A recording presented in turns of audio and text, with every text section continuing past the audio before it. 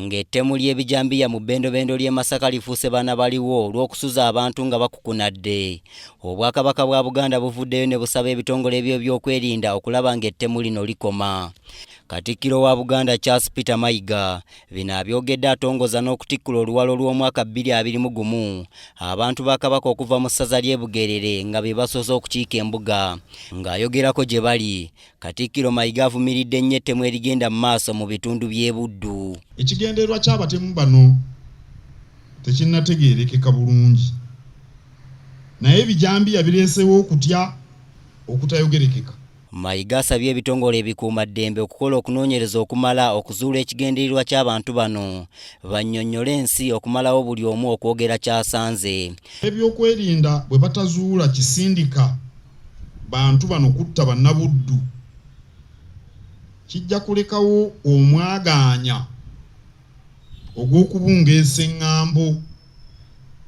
Kaakati buli muntu atandise okuwa endowooza ye ku kivaako ettemu lino. Buli omu ayogera bibye, ate ebimunze byempulidde ebibungeesebwa mu ŋŋambo bya bulabe. Olunaku lw'eggulo poliisi yavuddeyo n'etegeeza nga bwe yakakwata abantu 15 be balowooza nti beekuusa ku bijambiya ebiri e Masaka. Era wano Katikkiro wasabidde poliisi okubuuza abe baakutte ani abatuma. We have significantly arrested 15 suspects so far and recovered several exhibits.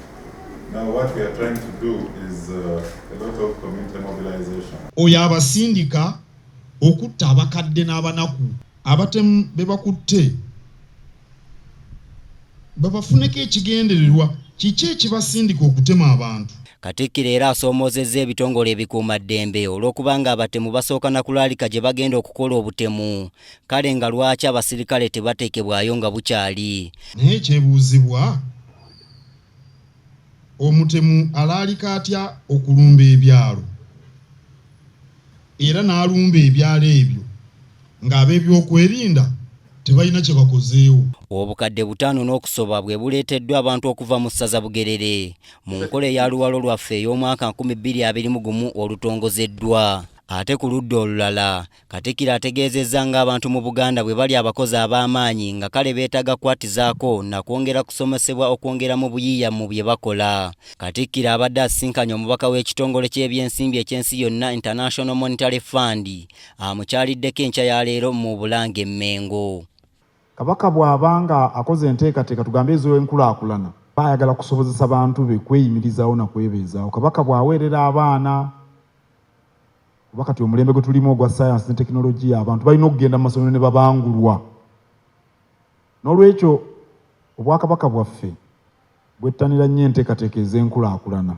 Ye omubaka Isabella agamba agenza okulaba engeri gye bayinza okukolera awamu okukulaakulanya abantu mu Buganda ne Uganda okutwaliza awamu. We talked about your initiatives in the social area, in the businesses.